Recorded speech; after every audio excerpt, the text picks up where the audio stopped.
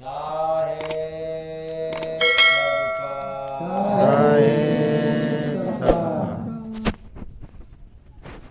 सबका ले लो नाम खजाना बन जाओ धनवान, ये साहेब कह रहे हैं, ये साहेब कह रहे हैं, ये साहिब कह रहे हैं, ये साहिब कह रहे हैं। पी लो प्रेम का प्याला, मिल जाए भगवान, ये साहेब कह रहे हैं, ये साहेब कह रहे हैं, ये साहिब कह रहे हैं, ये साहिब कह रहे हैं। नाम खजाना भाई संत लुटाते कोई लूटता, नाम खजाना भाई संत लुटाते कोई लूटता। बाकी जगत में भूले किस्मत उन्हीं का फूटता, बाकी जगत में भूले किस्मत उन्हीं का फूटता।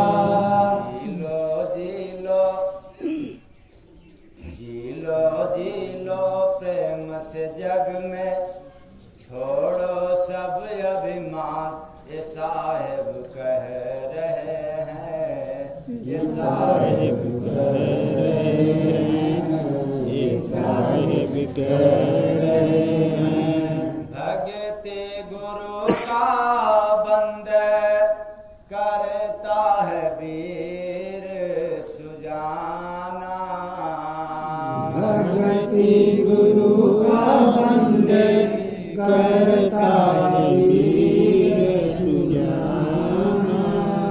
पाता शब्द का मोती अपने ही घट में रुहाना, पाता शब्द का मोती अपने ही घट में रुहाना। खेलो खेलो जीवन नैया अब की रे इंसान, ये साहेब कह रहे हैं, ये साहिब कह रहे हैं, ये साहिब कह रहे हैं। गुरु के शरण में प्यारे चलना है तुझको जरूरी, गुरु के शरण में प्यारे चलना है तुझको जरूरी। जीव भुलाया जो करता है माया की मजूरी, जीव भुलाया जो करता है माया की मजूरी।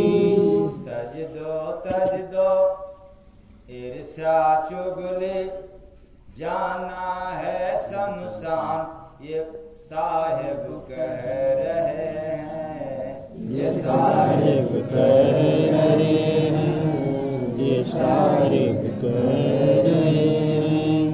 जय गुरु बंदे स्वामी आए जगत में फरिश्ता, जय गुरु बंदे स्वामी आए जगत में फरिश्ता। हंसों से जोड़े केवल भगति भजन का रिश्ता, हंसों से जोड़े केवल भगति भजन का रिश्ता। पढ़ लो प्रेम पढ़ाई प्रभु संपदा खान, ये साहेब कह रहे हैं, ये साहिब कह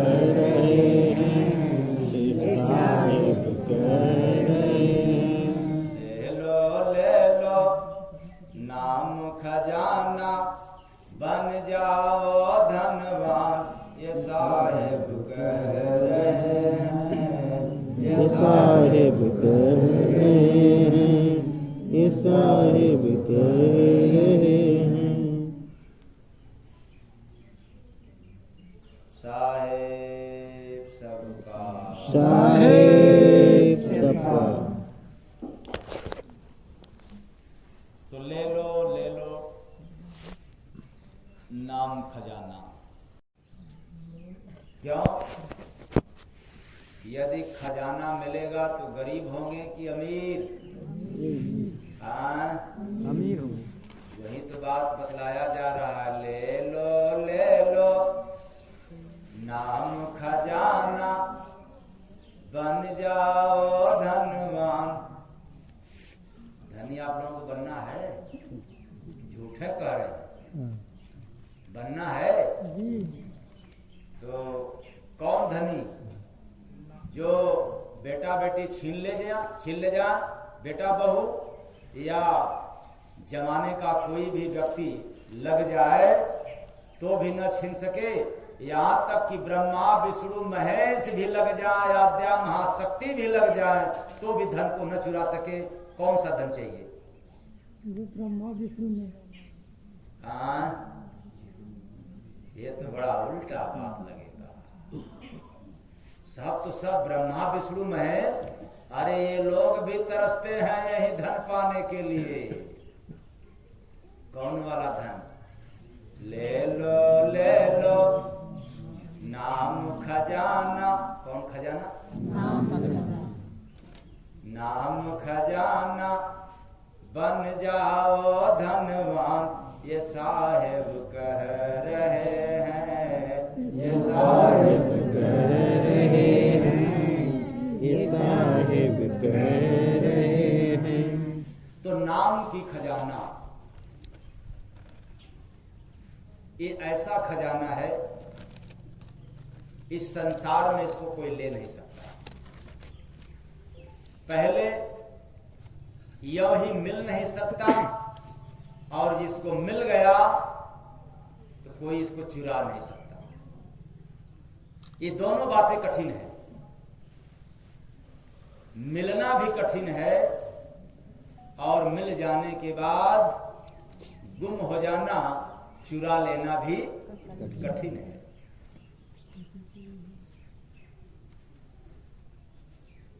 बाकी जिस धन को पाकर के धनवान बनना चाहते हैं वो तो मिलना बिछुड़ना दोनों है,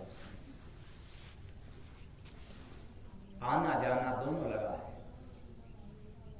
ना भी जाए तो कोई बात नहीं है, छोड़ करके जाना पड़ेगा। और जब छोड़ करके जाएंगे तो धन से बड़ा कष्ट मिलेगा, क्योंकि जिसको आप ज्यादा मानते हैं, जिसको आप ज्यादा जानते हैं, यदि आपसे दूरी बनेगा तो आपको कष्ट होगा। जिसको भी होता है कष्ट मिलेगा। लेकिन जो नाम खजाना है, इसको छोड़ करके नहीं जाना पड़ता है, बल्कि इसी के क्या बात है, ये धन साथ साथ रहता है, इसलिए इसको कोई चुराने वाला नहीं है, ये छूटता नहीं है। बस वह धन मिल जाए तो कहेंगे कहाँ है, यही बात ना, कहाँ है? बैंक में? हाँ, अच्छा, पड़ोसी घर में दिए हैं। ये धन सभी के पास है, तो फिर कहेंगे कि क्यों धनवान नहीं हुआ? क्योंकि हम लोग अंधे हैं। क्या है? अंधे। कैसे अंधे? जैसे अंधा के घर में, जिस घर में रहता हो उसी घर की मिट्टी में दबा हो धन, तो अंधा का काम आएगा? नहीं आएगा। क्यों? कि वह धन तो मिट्टी के नीचे है, मिट्टी से दबा हुआ है, तब तक काम नहीं देगा जब तक मिट्टी खोद करके निकालेंगे नहीं। एक तो अंधा, दूसरे मिट्टी में दबा हुआ है। तो ऐसे ही हम सब ज्ञानी अंधा हैं, जो काम क्रोध मद लोभ से दबा हुआ है। कौन? वो नाम, यानी नाम की दौलत सबके अंदर है, पर दबा हुआ है। अज्ञानता के कारण समझ नहीं पाते, और तीसरी आंख न खुलने के कारण हम लोग देख नहीं सकते। दूसरी बात, जब वह संपत्ति आप सभी के पास है तो फिर लेने की क्या जरूरत है? क्योंकि पहला शब्द क्या है? ले लो, ले लो, मतलब लेना है। आपके पास होते हुए भी आपको लेना पड़ेगा, और बिना लिए कोई आज तक पाया नहीं है। इसलिए ले लो, ले लो, नाम खजाना, बन जाओ धनवान, ये साहेब कह रहे हैं, ये साहेब कह रहे हैं, ये साहिब कह रहे हैं। लेकिन लेने की बात इसलिए बतलाया जा रहा है कि आपको धनवान बनना हो तब लेना पड़ेगा, और धनवान नहीं बने रहना। कागज की दौलत कितना भी संचित कर ले, फिर भी कंगाल बन करके जाना हो तो यह धन लेने की आवश्यकता नहीं है। फिर मैं सवाल करता हूं, अब आप लोग बताएं, कंगाल होकर के आखिरी में जाना चाहते हैं कि धनवान माला माल? धनवान। तो लेना पड़ेगा कि नहीं? लेना पड़ेगा। कौन देगा? वो तो आप लोगों के पास है। गुरुदेव, गुरु महाराज की कृपा से। अरे ये कैसे चलेगा बात? इधर लेने की बात, उधर संपत्ति आपके पास है, फिर क्यों लें? क्योंकि आपके पास है, होते हुए भी अंधा है, जी। दिख नहीं रहा, इसलिए उस धन को लेना पड़ेगा।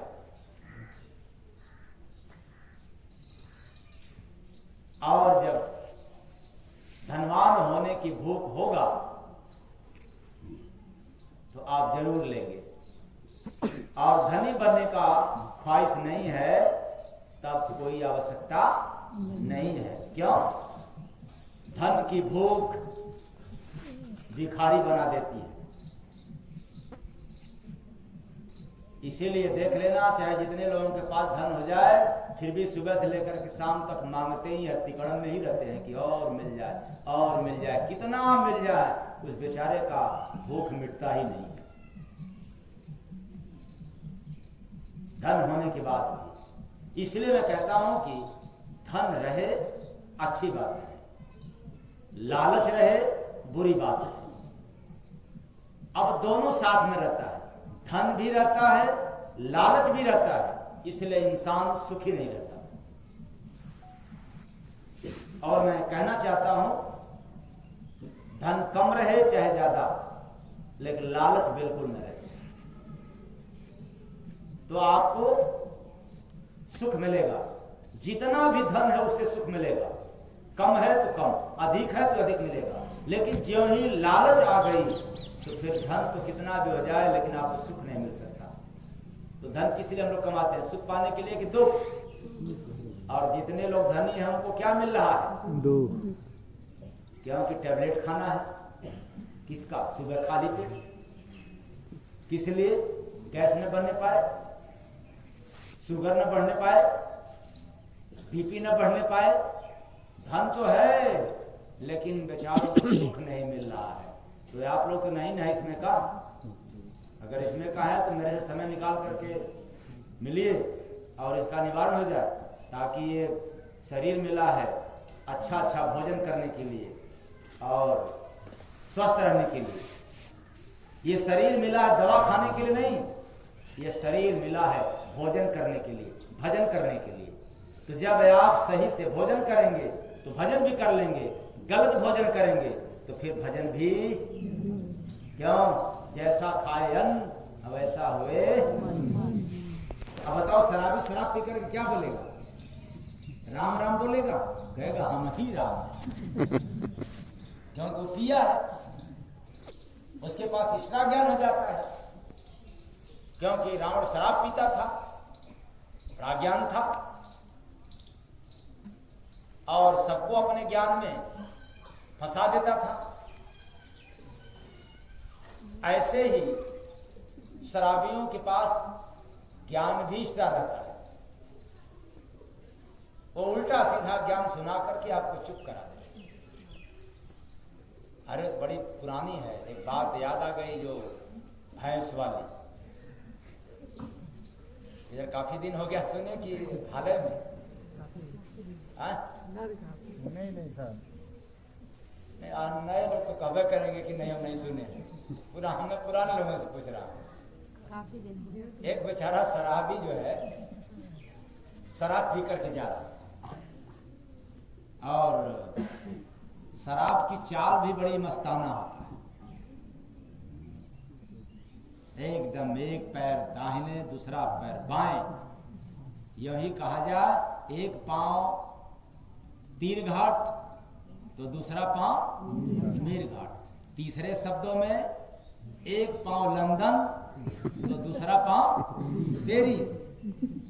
यानी 120 फीट चौड़ी सड़क भी उसके लिए सकरा नहीं। इतना मस्ती का चाल जो है वो शराब के नशा में चल रहा था पी करके, बड़बड़ करते हुए नशा था। और उधर से भैंस भी आ रही थी।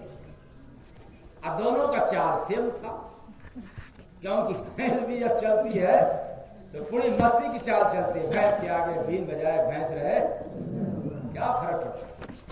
हम लोग तो प्रैक्टिकली देखते हैं, ड्राइवर लोगों को बोल देना पड़ता है। क्यों? जब भैंस को देखते हैं तो खूब पे पे पे पे पा बजाते हैं, और जितने हारन बजाएंगे भैंस खड़ी होकर पीछे देखेगी।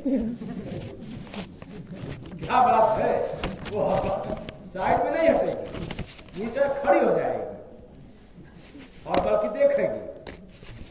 उससे अच्छा है कि अगर गाय वगैरह है उनको हारन बजाइए तो कुछ जगह दे देती, लेकिन ये तो देती ही नहीं।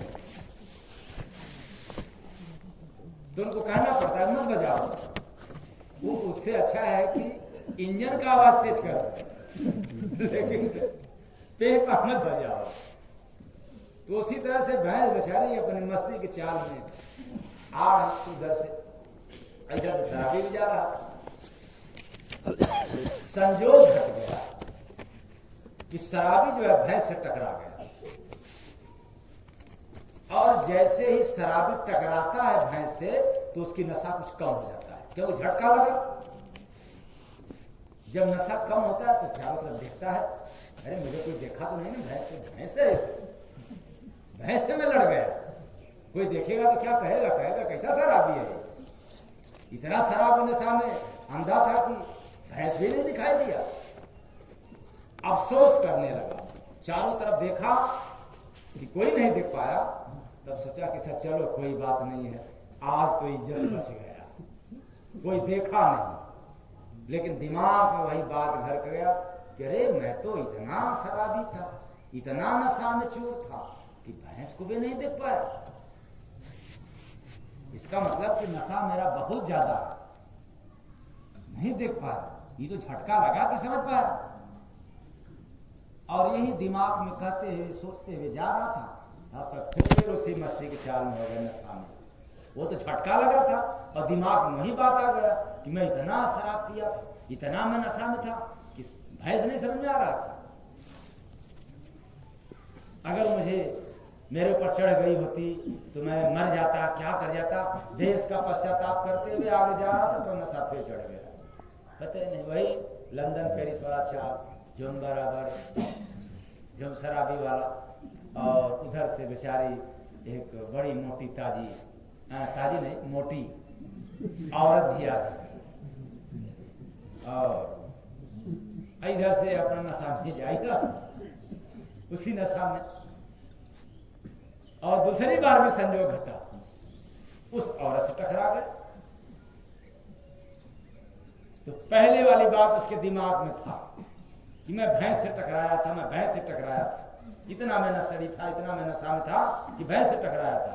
जब दूसरी बार टकराया तो कह रहा है वही बात दिमाग में, पता नहीं कि इसकी भैंस है कि लोग बांध के नहीं रखते।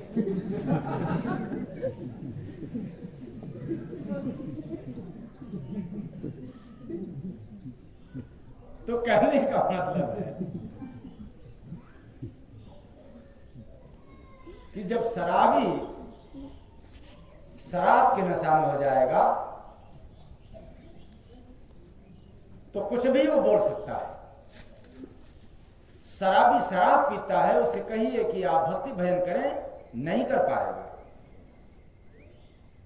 उसी तरह से इस संसार में जिसको धन का नशा हो गया उसको भक्ति भजन से लेना देना नहीं है।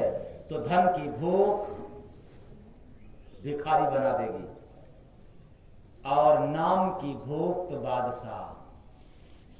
किसका भूख? नाम। मतलब नाम की भूख यदि हो जाए तो आपको बादशाह बनने में कोई देरी नहीं होगा। इसलिए मीरा का प्रमाण मिलता है कि राजघराने की रहने वाली मीरा सब कुछ छोड़ करके, त्याग करके, उसको भोग तो कुछ और था, बैरागी। और चल दी पैदल मस्ती की चाल में, नाचते गाते, जमाना क्या कहेगा फिक्र नहीं। और काशी में आने के बाद राम रतन धन पायो, पायो जी मैंने राम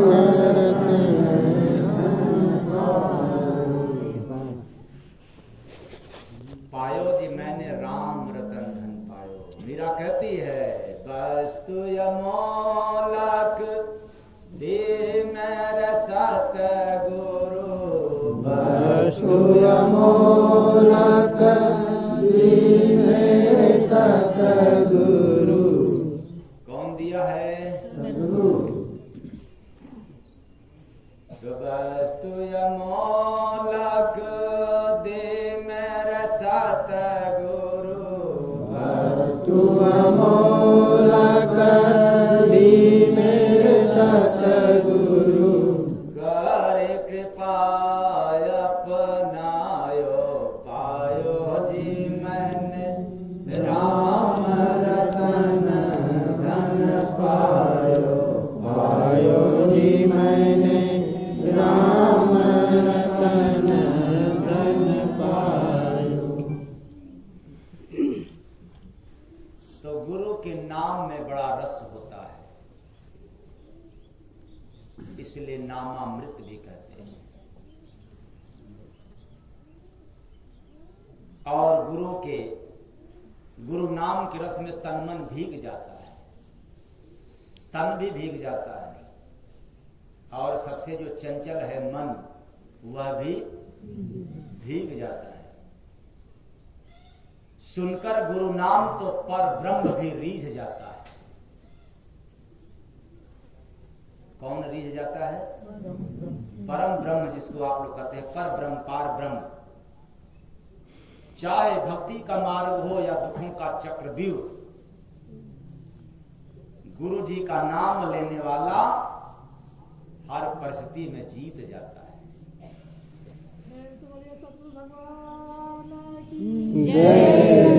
अब हर परिस्थिति में, हर पहलू में क्यों जीत जाता है? प्रभु का नाम ले सकता है। तो हम सब प्रभु का नाम तो लेते हैं, आस्था में लेते हैं। बड़े गौर से इस बात को दिमाग में रखना है। अगर ये सही बैठ जाए तो फिर जीवन की आडंबर, जीवन में ढोंग, ढकोसला, रीत रिवाज और अंधविश्वास निकल जाएगा। यदि समझ में आ गया तो, और नहीं आएगा तो ढोंग ढकोसला में तो फंसे ही रहना, कोई निकाल नहीं सकता। हम प्रभु का नाम ले सकते हैं और ले रहे हैं, ये आस्था में ले रहे हैं, श्रद्धा में ले रहे हैं, विश्वास में नहीं ले पाते हैं। और जितना ही गुरु का नाम हम सुमिरन करते हैं उतना ही हमारा विश्वास प्रबल होता है, दृढ़ विश्वास में हो जाते हैं। और याद रखना, प्रभु आस्था में नहीं मिलते, प्रभु विश्वास में मिलते हैं। किसमें मिलते हैं? विश्वास। और विश्वास जब भी पनपेगा, विश्वास जब भी पैदा होगा, भरोसा जब भी आप करेंगे गुरु का नाम पर। जब प्रभु का नाम लेंगे तो आपको पता ही नहीं प्रभु का नाम क्या है। और एक नाम नहीं लेंगे, जब भगवान का नाम लेंगे तो फिर कईयों नाम ले लेंगे। और याद रखना, वो अखंड है नाम। जो विधाता का नाम है, जो परमात्मा का नाम है, वो अखंड है। और हम लोग जब भी लेंगे वो खंड में लेंगे, खंड खंड नाम लेंगे। जैसे राम खंड में हो गया, कृष्ण खंड में हो गया, अल्लाह, ये खंड खंड नाम है। दुर्गा, ब्रह्मा, विष्णु, महेश, ये जितना भी नाम ले रहे हैं ये तो खंड में ले रहे हैं। इसलिए नाम दो तरह का होता है, वर्णात्मक नाम, ध्वनात्मक नाम। तो हम लोग जब भगवान का नाम ले रहे हैं या लेते रहेंगे वो वर्णात्मक नाम लेंगे। इसलिए लेने की आवश्यकता है कि वो गुरु देगा, गुरु पकड़ाएगा उस खजाने को जो अखंड है, वो आपके पास है। बिना गुरु के शरण गए वो जो अखंड नाम है, जो अखंड ध्वनि है हर मानव के भीतर, वो पकड़ में नहीं आएगा, नहीं मिल सकता। इसलिए धन अपने पास है लेकिन जाना पड़ेगा। क्या करने के लिए? खोने के लिए कि पाने के लिए? ले लो नाम खजाना, बन जाओ धनवान, ये साहिब कह रहे हैं, ये साहिब कह रहे हैं, ये साहिब कह रहे हैं। तो वर्णात्मक नाम, ध्वनात्मक नाम, जो आपके अंदर है वो ध्वनात्मक नाम है। ध्वनात्मक नाम का मतलब होता है निरंतर नाम, निरंतर धुन, जिसको ध्वनि कहते हैं। और हम लोग जो ओठों द्वारा लेते हैं, बोलते हैं या लिखते हैं, ये वर्णात्मक नाम है। और जो रामचरितमानस में गोस्वामी दास जी ने प्रमाणित किया है कि एक यनिह अरूप अनामा, आज सच्चिदानंद परधामा, वो अजन्मा है, उसका कोई नाम नहीं है, वो अनामा है। तो फिर परमात्मा का नाम कहां से आप लोग लेंगे? वो तो अनामा है। अब उस अनामी पुरुष को कैसे याद करेंगे जिसका कोई नाम नहीं है, कोई निशान आपको समझ में नहीं आएगा? क्यों? वो एक अनि अरूप, यानी उसका कोई रूप भी नहीं है। तो फिर मानस की चौपाई का अर्थ भी ना समझ में आए तो हम लोग क्या कहेंगे? जब बिना रूप का है, वो बिना नाम का है, तो छोड़ो ऐसे भगवान को, चलो उस भगवान की तरफ जिसका रूप हो, जिसका नाम हो, जिसका गांव हो, बस उसी को याद करो। और जबकि मानस की कितनी चौपाई में ताकत है, जान है, कि बड़े बड़े साधु लोग भी नहीं जान पाएंगे इसकी राज, तब तक जब तक भेदिया गुरु न मिले, शब्द भेदी गुरु न मिले, नाम का भेद बताने वाला गुरु न मिले, तब तक इसका अर्थ कोई नहीं बदला सकता। तो उसका रूप है, उसका नाम भी है, लेकिन अलेखा है, अकथनीय है, उसको कह नहीं सकते, उसको लिख नहीं सकते। इसलिए खजाना है, दौलत है। और वो खजाना किसी सदगुरु के पास होता है। इसलिए जाना पड़ता है, लेना पड़ता है। तो आप लोग लेंगे क्या? यहां नहीं मिलेगा। लेंगे क्या? जी। हाँ, क्या लेंगे? ले लो नाम खजाना, बन जाओ धनवान, ये साहेब कह रहे हैं, ये साहेब कह रहे हैं, ये साहेब। तो अभी तो आप लोगों को भूख लगे यह प्रयास है, क्योंकि बिना भूख का भोजन करेंगे तो फायदा करेगा कि नुकसान? अब बिना भूख का दौलत मिल जाएगा, बिना जरूरत की दौलत मिल जाए तो क्या करोगे? परेशान करोगे नहीं पड़ोसी को?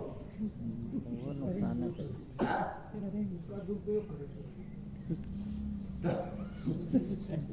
तो अभी आपको भूख लगे, फिर बताएंगे किस महात्मा के पास जाओ तो मिल जाएगा।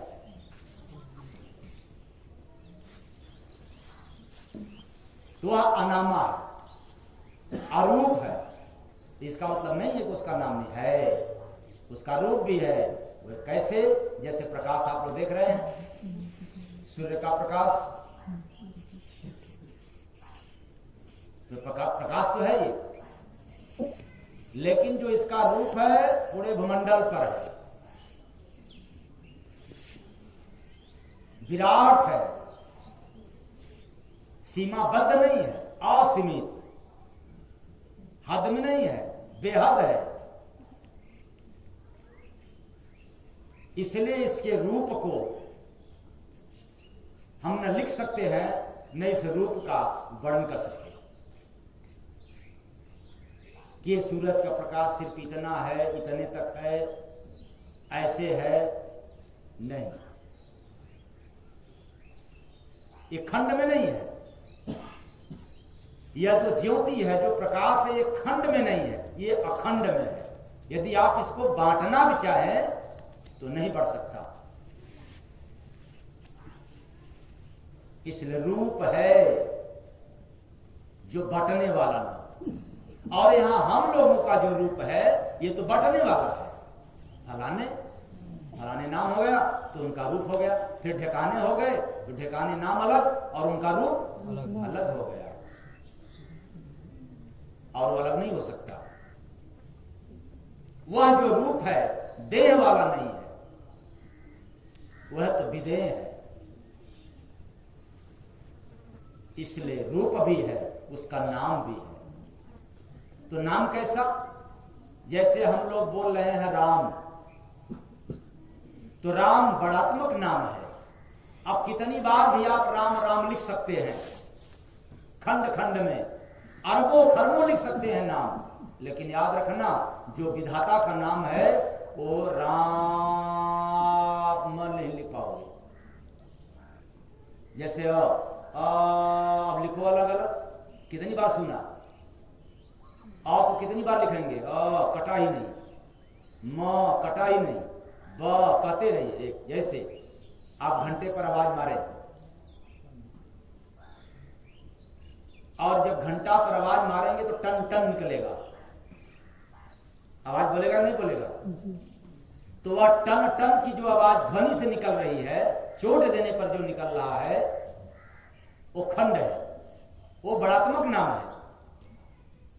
लेकिन घंटा पर चोट देने के बाद रोक दिया जाए तो कुछ देर तक टन लगातार सुनाई पड़ता है, अन लगातार।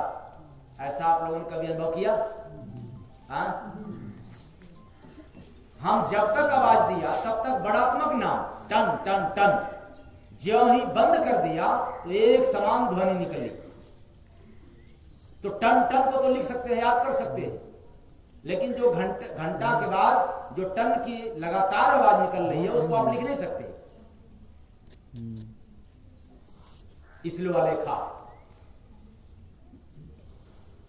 अरूप है, और कोई इच्छा नहीं है, अनी है। वो जन्म नहीं लेता क्योंकि देह नहीं है। ऐसी खजाना आप सभी के पास है, वो दौलत सभी के पास है, और उसी दौलत को न पाने से हम लोग आए, राजा बनकर के भी कंगाल होकर चले गए। और जिसने उस धन को पा गया तो फिर वो दुनिया में हमेशा श्रेष्ठ ही रहता है, क्योंकि धनी लोग अपने आप को श्रेष्ठ मानते कि नहीं मानते कि हम तो सबसे क्या है, धनवान है, धनी है। और मर जाने के बाद कभी धनी रहते हैं वो, बेचारा चला गया, खूंटी पर टंग गया, और साल में एक बार 2 बार अपना आ जाए, बुला दिया जाए रीति रिवाज के अनुसार। लेकिन याद रखना, जिसने नाम की दौलत पा गया, फिर यहां रहे या न रहे, लेकिन धनवान ही रहेगा, जहां भी रहेगा धनवान ही रहेगा।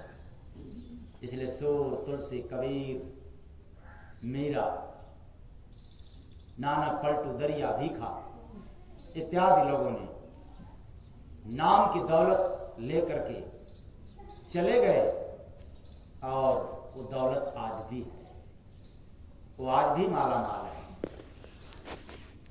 क्यों? इस दौलत कोई चुरा नहीं पाता, और ऐसी दौलत इसलिए लेना पड़ेगा कि चाबी तो जहां दौलत है वो बंद है। अब बंद दौलत को आप पाएंगे क्या? बक्सा में बंद हो दौलत तो आप पा जाएंगे, 2 में से एक तो करना ही पड़ेगा, या तो ताला तोड़ना पड़ेगा, या तो चाबी लेना पड़ेगा, तभी पाएंगे। और पता नहीं उस बक्सा में कितना है खजाना, आपको पता भी नहीं, और चले भी जाएंगे तो खजाना आपके काम आएगा कि नहीं आएगा पता नहीं चलेगा, क्योंकि हम सब ना समझ हैं। जो धन के लोभी है वो ना समझ, तो समझ कौन? जिसके धन से धर्म भी हो रहा है वो समझदार है, जिसके पास केवल धन है वो ना समझ है। ऐसे ही बेचारा एक आदमी महात्मा से जुड़ा हुआ था, वृद्ध हो चला, और उनके लड़के बहु परेशान करने लगे सेवा सत्कार करने में। तो गया आश्रम पर, कहा हम रहेंगे। कुछ दिन बाद लोग आए, बेटा लोग, कहे बदनामी हो रही है, कहे तब, कहे चलिए सेवा करेंगे। तो बहू फिर टांग खींचना चालू कर दी। तो फिर महात्मा जी के पास गया, पूछा कि अब क्या करूं? कहा सुनो एक उपाय मैं बता रहा हूं, वही करो। कौन सा उपाय? तो महात्मा जी ने बताया कि देखो बक्सा ले जाओ बड़ा सा, और उस बक्से में बड़ा बड़ा पत्थर का टुकड़ा रख दो, जो बक्सा हिलने न पाए, और ताला बंद कर देना। ताला बंद करने के बाद चाबी जो है मिलने न पाए, ऐसे जगह पर रखना, या तो आश्रम पर ला करके जमा कर देना चाबी। कहा तब महाराज जी से क्या होगा? पहले इतना करो तो फिर बताते हैं ना।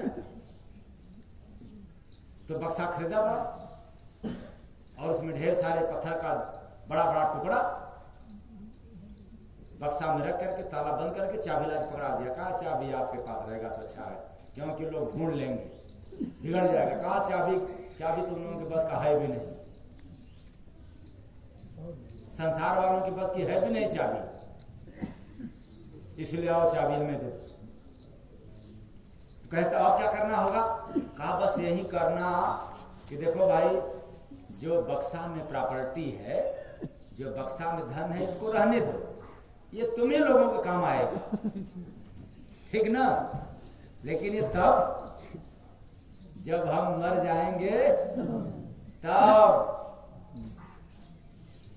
अभी चलो करने दो, जैसे चल रहा है चलने दो, अभी नहीं बटेगा, क्योंकि जब बटेगा तो फिर खर्च कर दोगे तुम लोग। और हमारे मरने के बाद जब कुल साहब संस्कार वगैरह यानी तेरहवीं वगैरह सब जब बीत जाए, भंडारा वंडारा, तब तुम लोग आपस में आधा आधा बांट लेना। हाँ, बांट लेना। क्योंकि आजकल के ज्यादा लोग तो यही चाहते हैं, माता पिता की दवा की जो पर्ची होती है वो बेचारे भूल जाते हैं, छोड़ जाते हैं, गुम हो जाती है। लेकिन उनकी जो संपत्ति है, प्रॉपर्टी है, अरे बाप पूछो मत, वो तो दिमाग में सड़ते रहिए, लेकिन चाहिए कि नहीं चाहिए, संस्कार विहीन। इसलिए महात्मा जी ने उपाय बड़ा सुंदर रचा था। तो सुनो, कभी कभी कहा करना, विचार तो कर रहा है, लेकिन तुम लोगों का परिस्थिति देख करके फिर भी मैं चाहता हूं कि मेरे जीते ये न बटे तो अच्छा है, क्योंकि हमारे न रहने पता नहीं तुम लोग कैसे जियोगे, खाओगे। और अभी तो मेरे सामने देख रहा हूं कि किसी तरह से उन्हें भी चल जा रहा है, तो इसलिए इस समय संतोष है, उसमें संतोष नहीं होगा।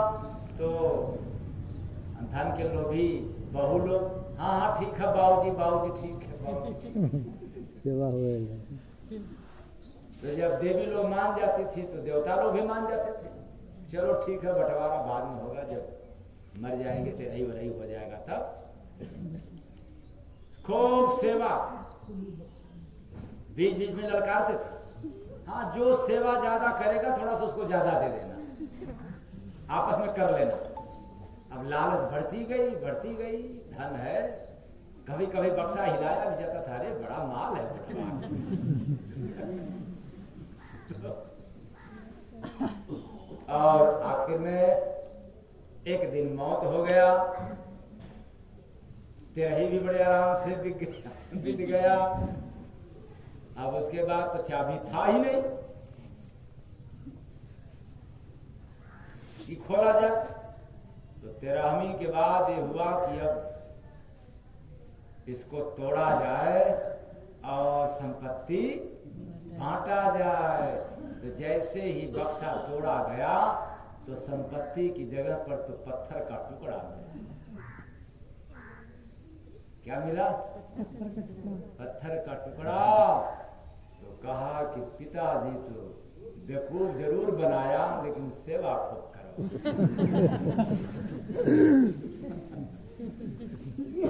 हो जाएगा, लेकिन कान में जहर घुल गया तो उसका इलाज नहीं होता है। तो याद अपने अंदर याद करने का मतलब है त्रिकुटी में। और वो याद कैसे होगा? आंख बंद करके दिए गए गुरु का नाम और आते जाते श्वास की जब याद करते रहेंगे, तब जाकर के जिस राज को बताया हूं वह आपको देखने तथा सुनने को मिलेगा। ऐसा नहीं करेंगे तो किताबी ज्ञान कभी न कभी पढ़ करके अध्ययन करके कुछ जान तो सकते हैं, लेकिन उसका अनुभव यानी प्रैक्टिकली अनुभव नहीं हो पाएगा।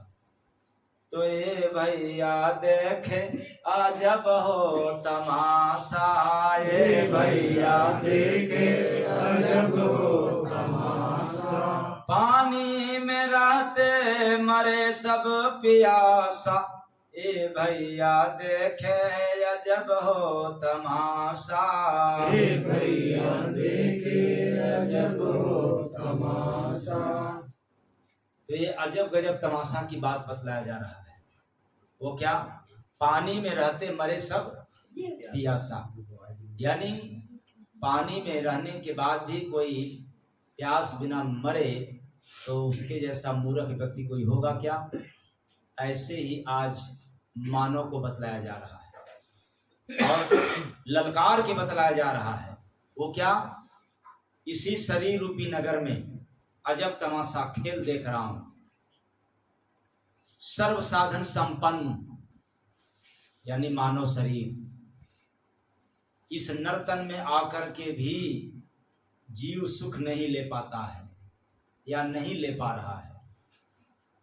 अब समझ में नहीं आता है कि जब जीव को दोबारा गधा का शरीर मिलेगा, कुत्ता का शरीर मिलेगा, हाथी को मिलेगा, तब सुख पाएगा, या इसी मानव शरीर में सुख पाना है। तो जरा आप लोग बताएं, पैसा इतना कमाया, इतना संचित किया जीवन में, और दुकान मकान न जाने कितने लोगों ने बढ़ाया, धंधा भी बहुत बढ़ाया, लेकिन सुख शांति पाया कि क्रांति ही क्रांति है। ऐसा तो नहीं ना कि बेटा को देख करके क्रांति, तो बहू को देख करके क्रांति, तो सास को देख करके क्रांति, तो पड़ोसी को देख करके, या जो अपने से बड़े हो गए उनको देख करके क्रांति पैदा हो जाती है। तो यह जो मानव शरीर है सर्व साधन संपन्न है।